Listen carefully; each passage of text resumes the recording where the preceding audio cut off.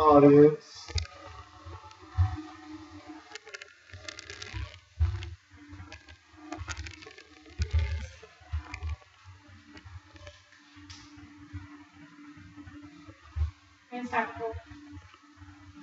The windshield glass broke and it's screeching, and I saw, a body come down from off the top of the van, and I just thought, oh my gosh, what have I done? What have I done? There's never a day that I wake up that I don't think about it.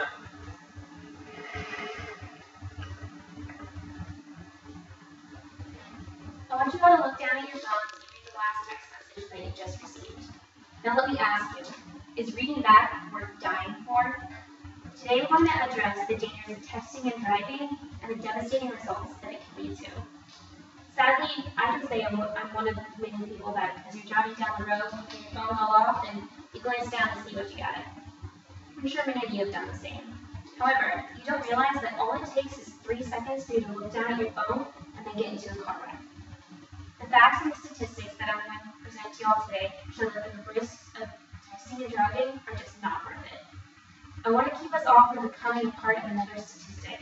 Keep us from becoming one of the 100,000 crashes a year that involve drivers who are texting. This is a topic that affects everyone's lives, whether you want it to or not. The facts and stats page from distraction.gov tells us that everyone in this room is 23% more likely to get into an accident when you're texting or distracted when you drive. So I'm going to talk about how dangerous texting and driving is, and everything you need to know about it, and then present some solutions and show you what the solutions can do. So first, a little bit more about texting and driving. The 2013 Center for Disease Control and Prevention tells us that distracted driving comes in 3 forms: manually, visually, and cognitive. Manually, when your hand is off the wheel; visually, when your eyes are off the wheel; cognitive, when your mind is. Now, texting and driving is so bad because it combines all 3 of these at the same time. ItCanWait.org tells us that at any time, 800,000 vehicles are being driven with someone using their phone. But the real problem is that 75% of teenagers think that texting and driving is normal. For instance, one high schooler said that when he texts and drives, he puts on sunglasses so the policeman can't see him looking down at his phone. Am I the only one in this room that sees that there's something wrong with that situation? Going 55 miles an hour and you glance down at your phone for 5 seconds, that's like driving an entire football field blind. So you think, well, texting and driving can't nearly be as bad as drinking and driving. That's wrong. That's like comparing the size of a flame of a match to the size of the flame of a house fire.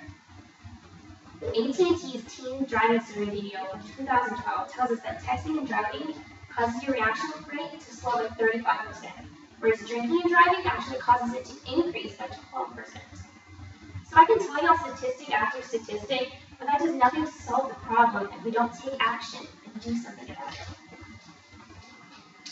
So the best way to solve this problem is first to get the facts out there, then to have good laws and tough enforcement. Although there is currently no national ban on texting and driving, multiple states, as told on distraction.gov, tell us that they have their bans on bus drivers and novice drivers against texting and being on their phones. Texas being one of them. So what's the solution? Well, the first is that you can have a designated texter. Just hand your phone to the person sitting next to you. They can text whatever you want them to. It's still a form of cognitive distraction, but at least it reduces your risks of getting into an accident nominally. The second is that you can download the AT&T mobile phone app. This automatically replies to your messages when you get one, and it says that you're currently driving, and it'll reply to the person when you stop. The third is an example. In April 2010, the National Highway Traffic Safety Administration program. What they did was in Connecticut and New York, they increased their law enforcement for an entire year.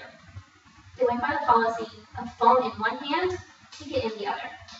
During that entire year, they gave out over 9,000 tickets for illegal phone usage. After the year ended, they observed and they found that phone usage had decreased incredibly while people were driving. So go by the policy of on the phone, off the road, or on the road, off the phone. Now I'm going to present some solutions. I want you guys to be able to visualize what those solutions can do. The first is that knowing that taking initiative really does lead to results. Pilots, truck drivers, bus drivers, even government officials and railroad conductors all have a federal ban put on by President Obama in 2009 against texting and driving. So if all those people are not allowed to text and drive, why should we either? When you know that your own safety is in your hands. Secondly, tons of celebrities have taken up pledge against texting and driving. These include actor-singer Demi Lovato and gold medalist Gabby Douglas. And they do this because they understand that it's so important to not text and drive. So texting and driving is just a gateway to a plethora of consequences that can come from being distracted behind the wheel. With all that said, my aim was to persuade you guys against texting and driving after learning about the consequences and some very simple solutions. In summary, texting and driving is an issue that needs to come to an end. It combines all three types of distractions: manual, visual, cognitive. All it takes is a few seconds for you to get into a crash and become one of the 100,000 crashes a year that occur because of texting and driving.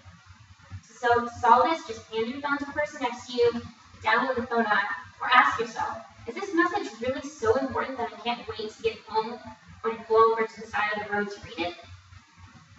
Hopefully all of you see how dangerous it is to text and drive. The facts are there, and so are the solutions. So now it's up to you to do something about it. So I want to urge all of you to take the pledge with me to not text and drive, and let's put an end to this issue. So that last text message that I asked you about earlier, is it really worth someone's life? Are you ready to become like Chandler there, responsible for taking the lives of innocent people because you were too distracted to reply to a message? Think about that before you send your next foolish text. Thank you. So I want all y'all to take the pledge and pass one out. You can take it in. Sign.